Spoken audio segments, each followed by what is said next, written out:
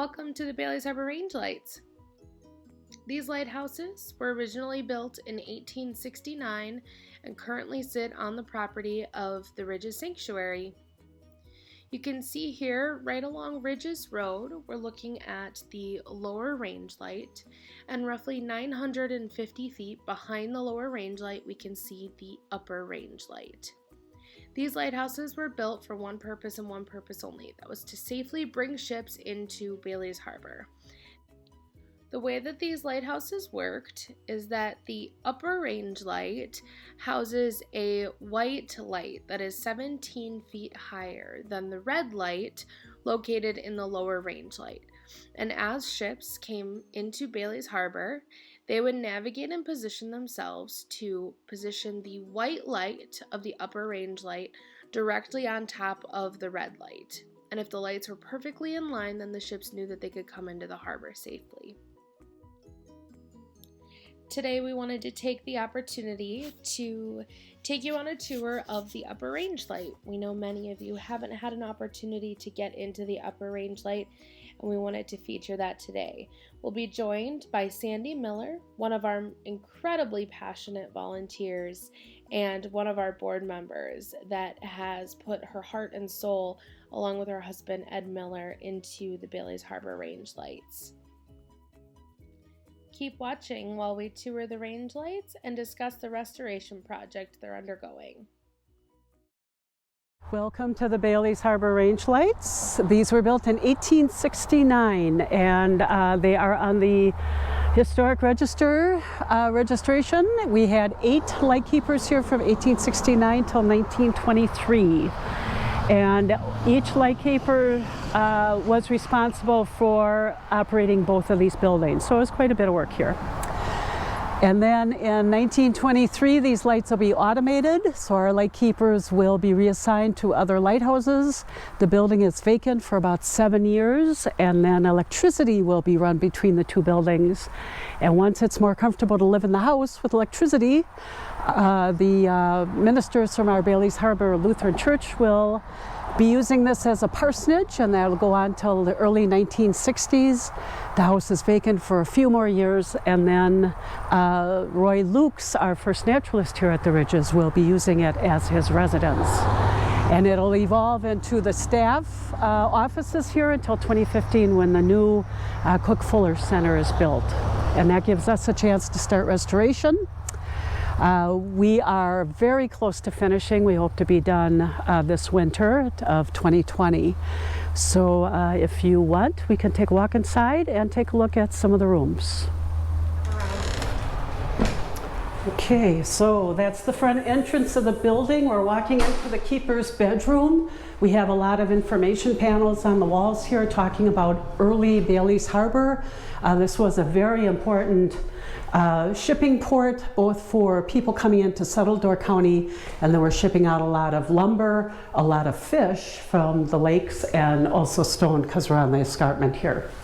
Henry Gaddy was our last lightkeeper. He was here for 27 of the 54 years that we had lightkeepers. He comes as a bachelor. He's quite dapper, as we say, and he is a good prospect for any single woman that lives in Bailey's Harbor. So he will marry Eve Henrik, and they do not have any children, but they are quite a social couple here at the lighthouse from the information we've been able to put together. This page here is a blow-up of his logbook. This is in 1901 in February, and on February 18th, he is getting married at 4 p.m. And dead of winter, it's a great time for a lightkeeper to get married.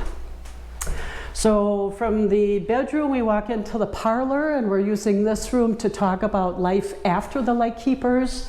We have information about the Lutheran ministers that were here, as well as the early days of the Ridges Sanctuary. So the other thing that we have in this room is an aerial photograph to help people understand how these range lights work. We are back here at the upper range line. There's a very thin line here, which is our boardwalk, and then there's a lower range light on Ridges Road. The white line in the harbor itself, right here, is showing the approach that the ships would have used as they come safely into Bailey's Harbor. Now, we were built in 1869, but the original Bailey's Harbor light was built on this island in 1852. And as you can see from the aerial, there's all kinds of shallow waters here. So there's a number of shipwrecks here causing problems. They decommissioned this lighthouse, built our range lights, and then also built the Cana Island Lighthouse in 1869, and that corrected the problem. We do have some additional pictures of Henry. We have a relative that is living here in Bailey's Harbor, which so graciously provided so many of the photos. We do know that this picture here is Henry with his hunting buddies. He is to the right of the gentleman in white standing. All of the gentlemen have got a stein of Miller beer in their hand, at that time brewed in Milwaukee, as it is today. When the staff moved out of here in 2015, one of the first things we did was we tore up the carpeting that was on the floor. And in this room, we had a subfloor that we lifted, and we found newspapers scattered all over this floor. The papers have been put into collages. People are very interested in this because it tells so much of the history that was going on in the early 1940s during the years of World War II. So people put paper on the floor like that to try to insulate this room. They were burning wood stoves at the time, and we did not insulate this house until last year. This last room we are showing as a dining room. The floor plan that we have for the building indicates this originally was the kitchen, and we have a pantry off on the side here, today filled with paint cans as we're doing our restoration work. But the lightkeepers, I'm going to go open up this door. The lightkeepers would have had an additional room on the back of the house.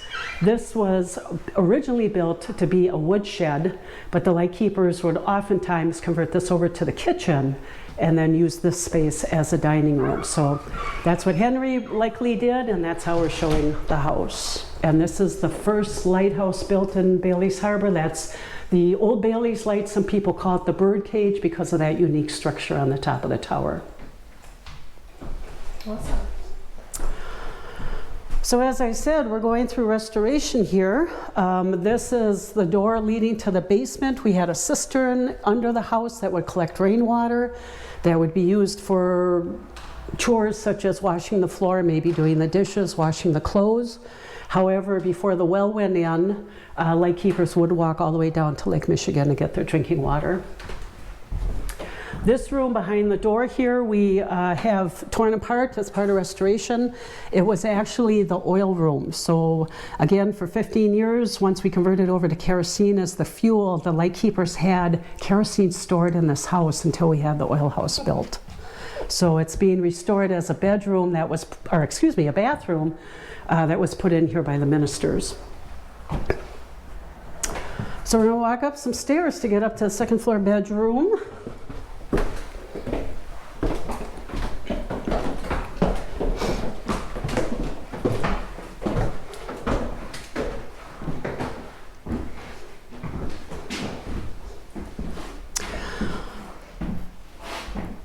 We have this pretty sparsely furnished right now, but we do have 6th order Fresnel lenses on display here.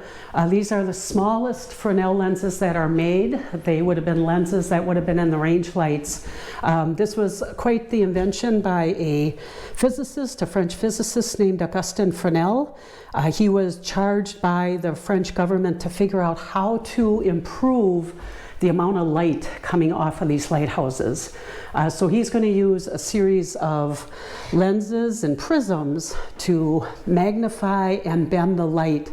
Yeah, so when you look at it straight on, you'll see a full beam of light through all of that glass, and that's what gives it the power to be broadcasted over the water.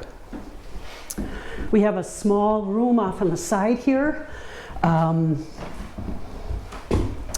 Probably an extra area that could have been used for a sleeping area or some additional activity. When we were refinishing the floors this spring, we found a number of stick pins in the floorboards. So somebody was using it as a sewing room. But interestingly, when the house was built, there were no windows above the porch.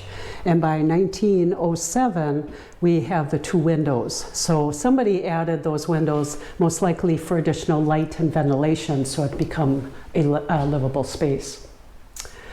So the unique thing about these range lights, there are only 6 like this built on the western Great Lakes, which means Lake Huron, Superior, and Lake Michigan. Of those 6, we are the only set that is still both in use as a private aid to navigation and are still on the range line, so we are on the U.S. Coast Guard charts as an aid to navigation. But the unique thing about them is the keeper actually lived in the range light. So typically what you'll see for range lights is 2 towers with the lights, and then the residence is next door. But that's not how these were designed. And many people will walk by and they say, how come we got a schoolhouse on the Ridge's property? Okay, but it actually was built to be the residence.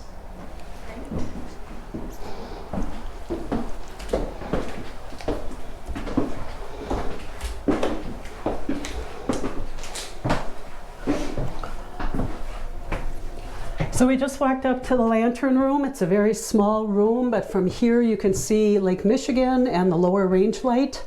Above that small little triangle on the second floor of the lower range light, there's a window on this side so that the lightkeeper could stand here and see that the light was burning in that lower range light. So it saved him walking that 950 feet to check on that light down there. We have vents on the side walls. They are still usable today. You can turn them and open them. And that was a crucial piece of equipment for the lightkeeper because his job was to make sure this light was burning at its maximum. So he would be adjusting the air coming in to feed that flame, depending on the temperature and how windy it was. Of course, he didn't want too much air coming through there because he didn't want the flame to blow out. So that's the tour of our range light.